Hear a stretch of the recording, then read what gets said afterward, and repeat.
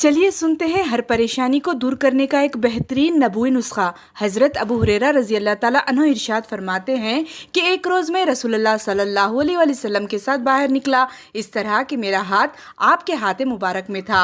आपका और मेरा गुजर एक ऐसे शख्स पर हुआ जो बहुत शिकस्ता हाल और परेशान था। आपने उससे पूछा कि तुम्हारा ये हाल कैसे हुआ। उस शख्स ने अर्ज़ किया कि या रसूलल्लाह, बीमारी और तंगदस्ती ने मेरा ये हाल कर दिया।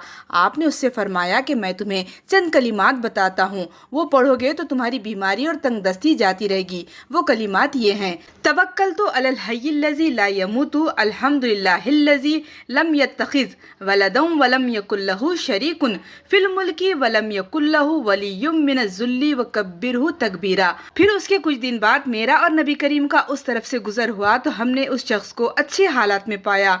तो उस शख्स ने खुशी का इजहार फरमाया और अर्ज़ किया कि या रसूल अल्लाह, जब से आपने मुझे कलिमात बताए थे मैं पाबंदी से उन कलिमात को पढ़ता था।